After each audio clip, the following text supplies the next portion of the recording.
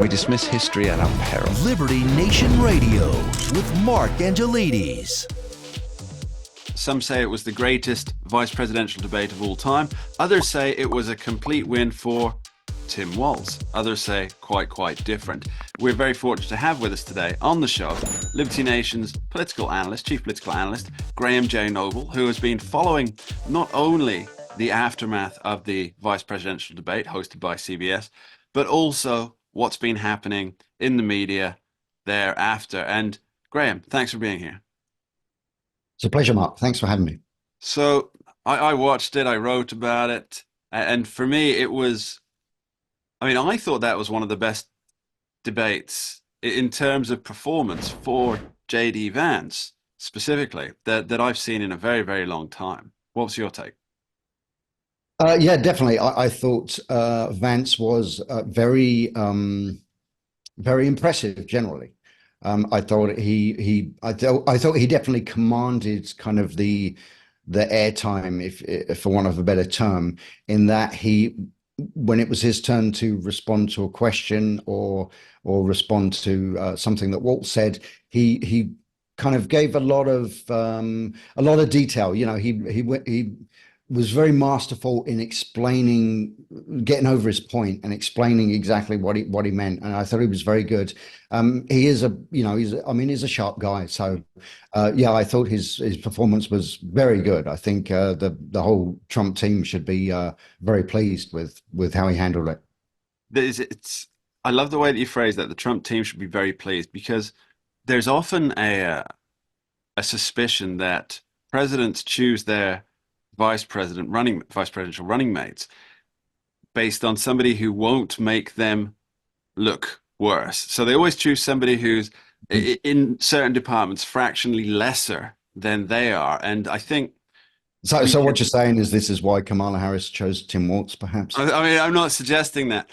We'll let the audience decide that. But but you had J.D. Vance, who, let's be fair, he performed better than Donald Trump did in not just this most recent debate against Kamala Harris. The prior presidential debate against Joe Biden, that was really just Joe Biden's loss more than anything else. Yes. And then, of course, there was the 2020 and 2016 ones. And I would say that Vance performed better on those, possibly gaining quite a statuesque figure amongst that brand of supporters. Which is a good setup for him for 2028, regardless of who wins the election. But it's almost as though Donald Trump thinks because he can only serve one term, he'll go for the very, very best. And I don't feel that was the case with Kamala Harris. She could have gone for Josh Shapiro, who I think Josh Shapiro could have very easily given J.D. Vance a very good run for his money on that. I think so. Shapiro's a sharp guy. And also, I think the general consensus on both sides of the political divide is that Shapiro would have been a far better pick. Yeah. Very much so. But then she went with Tim Walz, which is a strange decision, just because, not only because he's clearly not good at debate, which, that's okay. Some people aren't. He also has a lot of, let's call them negative aspects to him in terms of easily verifiable falsehoods that he's talked about. So, for example, embellishing his military service to some degree, claiming to have been, in Hong Kong during the Tiananmen massacre, which he clearly wasn't, and other things that have come to light in recent weeks. And yet he's the one who's supposed to make Harris seem less like a left coast liberal. How do you square that? That is strange. Obviously, because Tim Walz is, essentially, a Midwesterner. I believe he's originally from Nebraska, actually, I believe, although he kind of talks as if he's born and raised in Minnesota.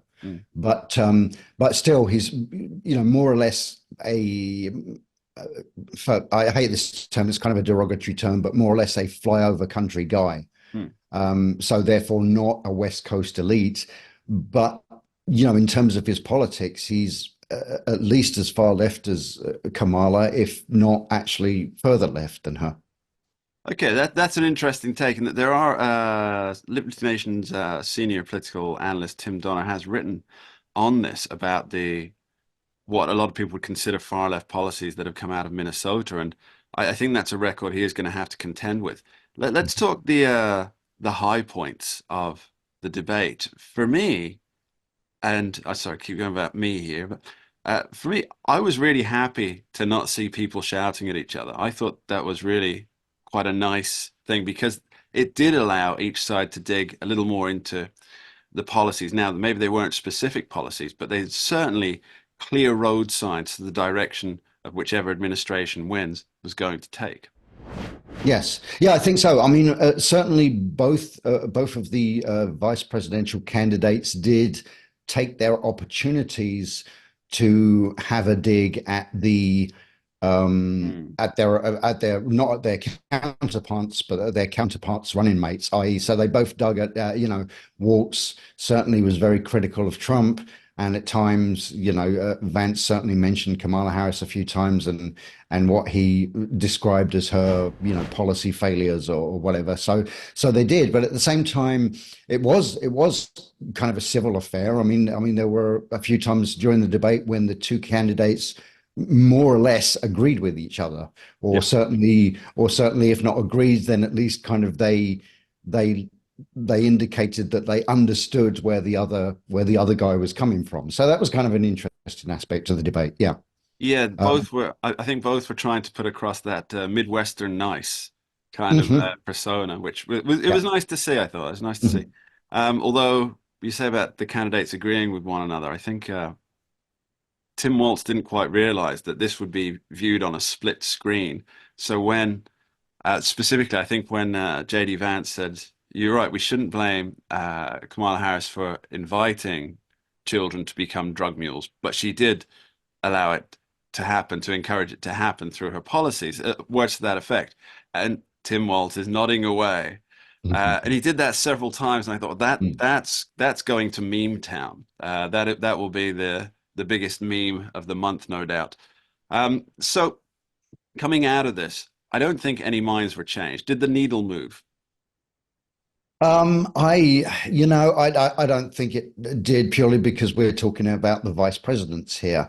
I think, yeah, I mean, for a vice presidential candidate during a debate to move the needle in the direction of his or her side, they would have to be, they would have to say something kind of outstanding and that nobody had heard even the presidential candidate say before. Yeah. They'd have to mention something that made people sit up and go, "Oh wow, I didn't realize that you guys were going to do this if you got into power, and now I'm in, whatever." So no, and that didn't happen. So did it move the needle? I don't think so. I definitely think. I think Vance. I saw one interesting headline in I believe it was a Washington Examiner, and it said Vance wins and Waltz survives. And I thought that was a pretty good take on it. I mean, I think nobody on either side is really, apart from the hyper partisan leftists, Hmm. nobody on either side is honestly saying that Tim Waltz won that debate or even that it was a tie. But certainly Waltz managed to, he definitely did survive it. There was some shaky moments, but he didn't completely mess it up. That's a very good point, and I'll take your quote from the Examiner last week, and I'll raise you one from the New Yorker, which said in its lead story, the opening line, "The pace was sometimes a little too much for Tim Walz." And I thought that pretty much summed it up. However, what I noticed in the aftermath over the following days on that was that there was a big spin machine in operation, especially in the social media platforms with Kamala campaign surrogates, Barack Obama, Joe Biden, or all Jen Psaki, or all pushing out this idea that Tim Walz somehow rose above JD Vance during the debate. And I mean, I'm not sure if all of our audience is familiar with the term ratioed.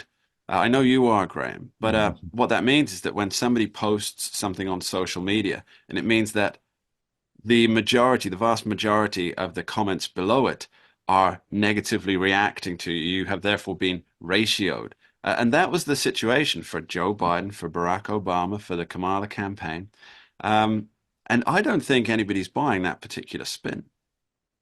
No, I don't think so, really. I mean, even even the left-leaning media, and I'm going to differentiate between left-leaning and like unapologetically far left.